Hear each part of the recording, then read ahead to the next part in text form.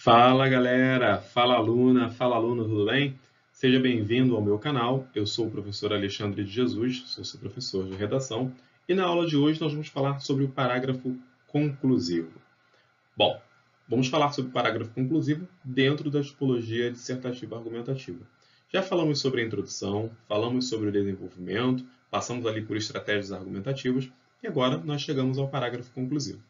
Antes de mais nada, quero dizer o seguinte: se você ainda tem alguma dúvida em relação às estruturas anteriores, não dê prosseguimento, agora no parágrafo conclusivo. Reveja lá os vídeos anteriores que foram disponibilizados aqui no canal, para que você tenha, então, melhor conhecimento, maturidade, para que você consiga, então, chegar ao parágrafo conclusivo com melhor embasamento. Beleza? Antes de mais nada, como sempre, vamos identificar quais são os principais objetivos da aula de hoje. Identificar as principais funções do parágrafo de conclusão, ou seja, qual é a função dele, para que ele serve, qual é a funcionalidade dele, aplicar as principais estratégias conclusivas. Esse é o nosso objetivo, ou seja, nós precisamos chegar ao final deste módulo, sabendo identificar as principais funções do parágrafo conclusivo e aplicar as principais estratégias conclusivas. E aí fica aí para você, para a reflexão da aula de hoje. Conhecimento não é aquilo que você sabe, mas o que você faz com aquilo que você sabe. Releia. Conhecimento não é aquilo que você sabe, mas o que você faz com aquilo que você sabe. Não basta ter muitas informações, é saber o que você vai fazer com elas. O que é um parágrafo? Vamos só relembrar, tá? Você já estudou isso no parágrafo de introdução, também no parágrafo de desenvolvimento, e agora vamos relembrar no parágrafo conclusivo. Ele pode ser compreendido de duas formas. E quais são essas formas? Do ponto de vista técnico e do ponto de vista teórico. Do ponto de vista técnico, ele representa, na realidade são parágrafos, eles representam parcelas ou blocos relacionados progressivamente uns com os outros. Estamos tratando aqui da coesão, eles precisam estar conectados. Tá? E você pode fazer isso por meio dos sinais de pontuação e também por meio dos elementos coesivos. Do ponto de vista técnico, é uma unidade de composição constituída por um ou mais de um período e desenvolve determinada ideia central ou nuclear a que se agregam outras, ou seja, outras ideias secundárias, intimamente relacionadas pelo sentido e logicamente decorrentes dela. Então, estamos tratando aqui da coesão e da coerência. Se há parágrafo, há a necessidade de ter coesão e coerência dentro dessa. Quais são as funções do parágrafo conclusivo? Primeiramente, ele evidencia o final da redação. Ele mostra para o seu leitor que, olha, cheguei ao fim. Eu estou agora aqui me posicionando para você. Não tenho mais o que tratar a respeito desse assunto. Sintetiza a argumentação. Afinal, você precisa exatamente do resultado da argumentação para iniciar a sua conclusão. Materializa a visão do leitor, ou seja, aquilo que foi construído com leitura ao longo do texto é materializado agora na sua conclusão. E apresenta um posicionamento do autor a respeito daquela tese que está sendo apresentada dentro daquele textual. A estrutura do parágrafo conclusivo ela pode se dar de diversas formas. Eu busquei evidenciar aqui algumas, não são todas, não para por aqui. Tá? A gente precisa parar com essa ideia de achar que não, o que o professor colocou é tudo, é o máximo. Não, em se tratando de produção textual, nós poderíamos ficar aqui 2, 3, 4 horas tratando sobre parágrafo conclusivo e ainda faltaria tempo para isso. Tá? Então, a estrutura do parágrafo conclusivo ela pode ser por estilística, estamos tratando aí das figuras de linguagem, por intertextualidade, quando se trabalha ali com a ideia da citação, argumento de autoridade, quando você faz, por exemplo, trabalha com dados, tudo isso é intertextualidade. Reflexão, ressalva, quando você coloca ali uma espécie de um adendo, uma observação, se contrapondo.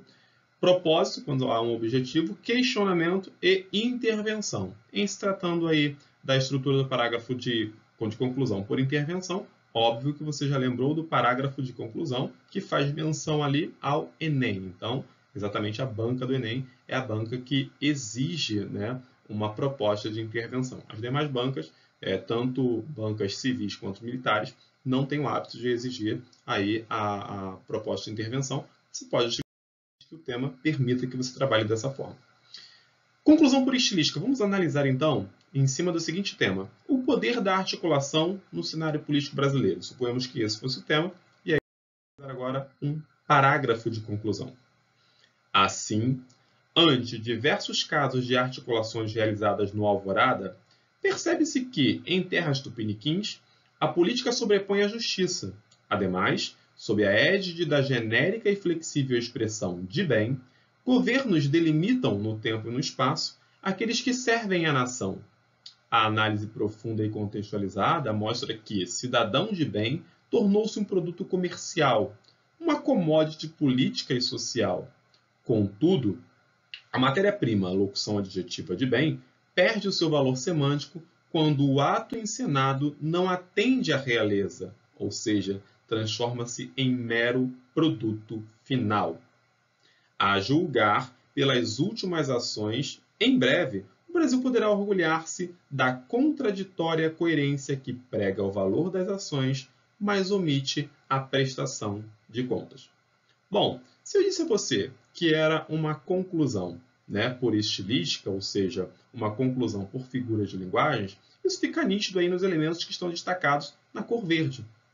Quando eu digo alvorada, eu faço referência ao Palácio da Alvorada. Então, aqui trabalhamos com a ideia da metonímia. Terras tupiniquins, eu estou fazendo referência às terras brasileiras, então tem aqui uma ideia de perífrase.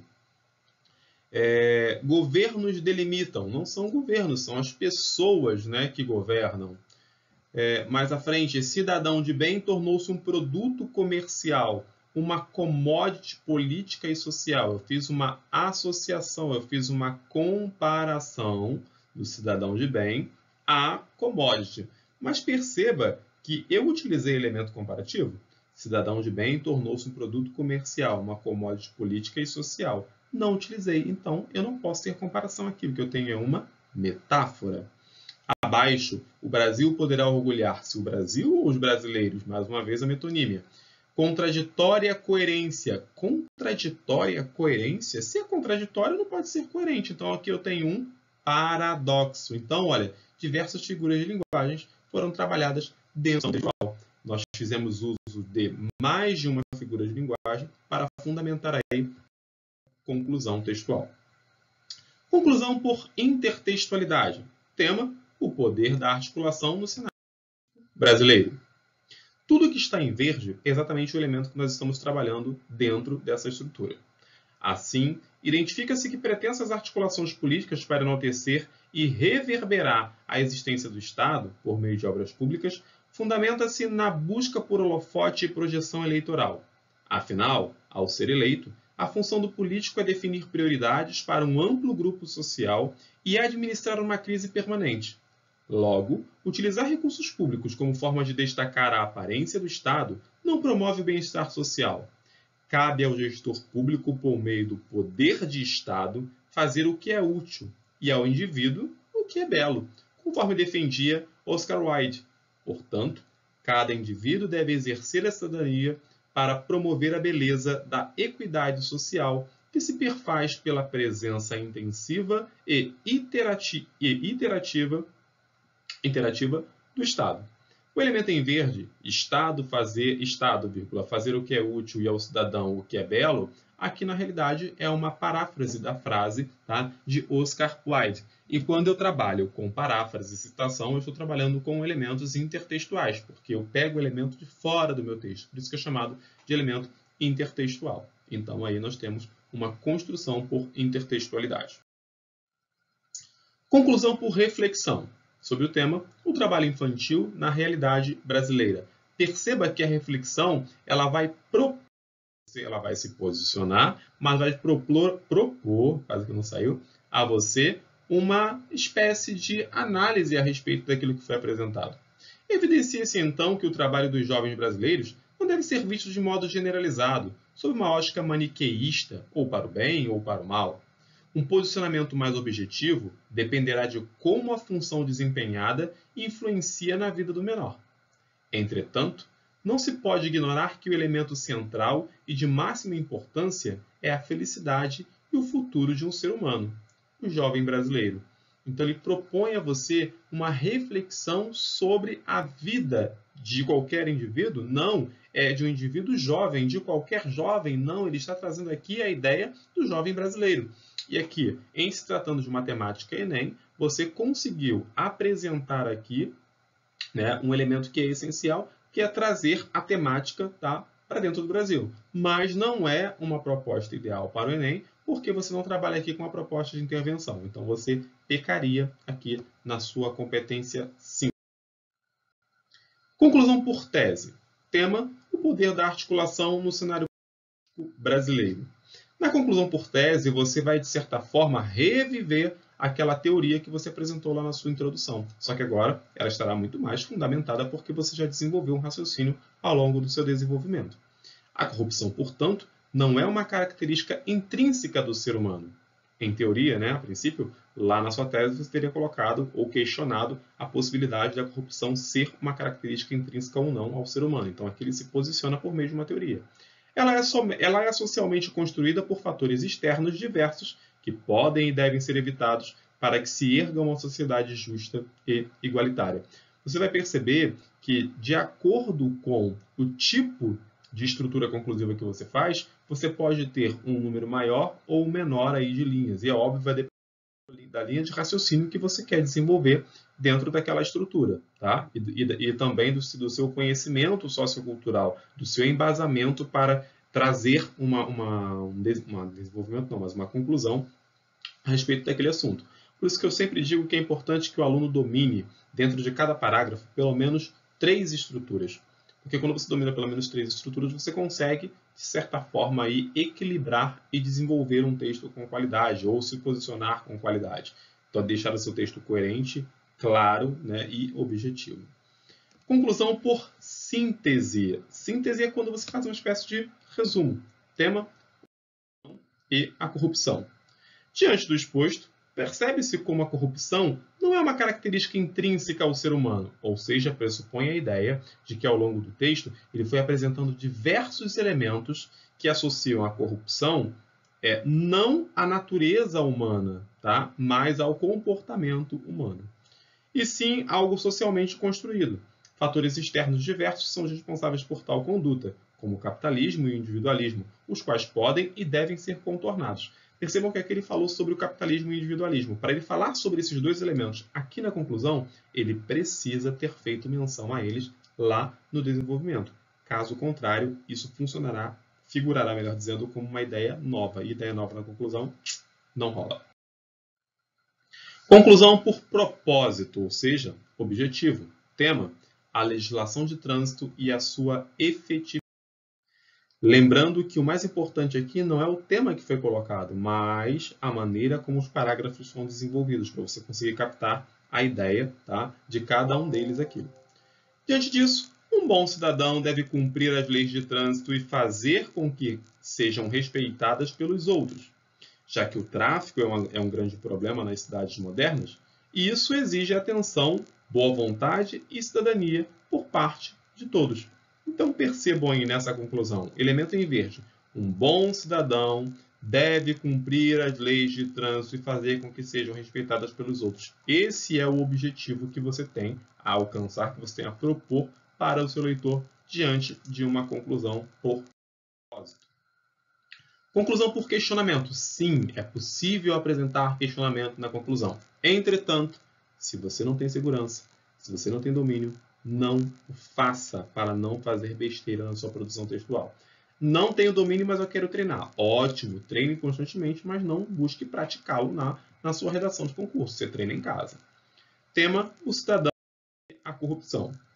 Tendo em vista que a corrupção nada mais é que um fator socialmente construído, não restam dúvidas de que ela pode e deve ser evitada. Assim, o Brasil poderá se orgulhar de ser uma nação justa e que preza pela igualdade. Embora custoso, o esforço compensa e deve partir de toda a sociedade, o mais breve possível. Por que não começar agora? Perceba que essa é uma pergunta retórica, tá? Você lança um questionamento ao seu leitor e, ao lançar esse questionamento, você conecta ao leitor mais uma vez aquilo que você tem colocado ao longo do texto, que é a necessidade da participação social. Então, você aqui fez uma conclusão por pergunta. Conclusão por intervenção, a tão sonhada, a tão esperada conclusão por intervenção, é aquela conclusão solicitada e exigida pela banca Enem. Tema: o poder da articulação no cenário político brasileiro. Vejamos. Sendo, portanto, a corrupção um fator socialmente construído, entende-se a necessidade de mudança postural frente aos acontecimentos da nação. Como eleitores, os indivíduos devem ser mais atentos às atitudes dos políticos, exigindo o cumprimento de promessas, fiscalizando gastos públicos e, como cidadãos, devem prezar pelo bem de todos, não sonegando impostos, nem fazendo uso de uma posição social para a ascensão e privilégios próprios. Então você percebe que na conclusão por intervenção, você precisa da participação social. E há aí os elementos básicos que a gente sempre precisa relembrar. Na proposta de intervenção, eu preciso sempre dizer quem faz, o que faz, como faz e, se possível, quando faz. Tá? O quando não é tão importante, mas vai depender muito da maneira como você vai apresentar aí a sua proposta de intervenção. O que você não pode esquecer é de que esses elementos são extremamente essenciais. Você não pode esquecer de que a participação social é de extrema importância. A proposta de intervenção social é uma intervenção na sociedade. Vamos pensar, por exemplo, na situação da pandemia, de que vale o judiciário determinar, por exemplo, o cumprimento de regras, de que vale os prefeitos estabelecerem, por exemplo, o lockdown nas cidades, ou os governadores nos estados, ou o presidente, se fosse o caso no país, se a população não compreendesse a necessidade ou a efetividade desse processo. Não precisamos refletir muito, basta você observar o comportamento social. A gente tem a orientação dos especialistas em saúde de que você deve utilizar a máscara, de que você deve evitar aglomeração, de que você deve constantemente se manter afastado, né, das demais pessoas, evitar, por exemplo, ir à rua sem necessidade, e o que a gente vê é exatamente o contrário. Então, a população ela é orientada, mas de nada vale a orientação se não houver a participação. Por isso que, dentro de uma proposta de intervenção, sempre você nunca mais vai esquecer disso. Pensou em proposta de intervenção? Lembre-se da pandemia que nós estamos vivenciando neste momento no Brasil, ok? Estamos aí no mês de maio de 2020. Lembre-se desse momento. De nada adianta decreto, de nada adianta a orientação se não há a participação popular. A população, que na realidade é ao mesmo tempo vítima, né, e autora desse processo, ela precisa participar contribuindo para isso. Você pode se questionar, mas professor, como ela vai participar se ela não tem acesso à informação? A mídia está divulgando, os prefeitos estão divulgando. Como ela não vai participar, aliás, como ela vai participar se ela não tem recursos? Aí já é um outro fator. Mas ela não participar, ela não agir porque não tem recursos, não justifica ela, por exemplo, evitar aglomeração. Ela não evitar aglomeração não tem justificativa, porque isso não tem relação com a questão financeira, não tem relação com o poder financeiro, tá? Com o poder de capital. Então, são elementos que a gente precisa aí estar atento para cometer falhas. Bom, agora, veja se você já é capaz de identificar as principais funções do parágrafo de conclusão e depois aplicar as principais estratégias conclusivas. Você pode treinar isso, por exemplo, em respostas que você pode apresentar numa prova ou numa questão de geografia, de história de outra disciplina. Você precisa apresentar uma resposta discursiva, busque fundamentar essa ideia de que o final, o teu último parágrafo ou o teu último período, ele precisa ali apresentar o teu posicionamento, a tua visão crítica em relação àquilo que foi questionado, porque até nas demais áreas do conhecimento, é necessário que você tenha uma visão crítica para se posicionar, não é apenas na ação. Bom, chegamos aí ao final de mais uma aula. Espero que você tenha absorvido ao máximo as informações que foram passadas. Caso algum elemento tenha passado e você não absorveu, assista ao vídeo novamente. E se ainda assim a dúvida persistir, utilize lá os comentários para apresentar as suas dúvidas, que com certeza eu irei responder aí na medida do possível, dentro do tempo que for possível. Apresentarei aí as respostas, ok? Um forte abraço a você e que você consiga praticar constantemente os elementos que foram trabalhados. E não esqueça, reflexão para você. A informação é o caminho para a liberdade e a garantia do Estado democrático de direito.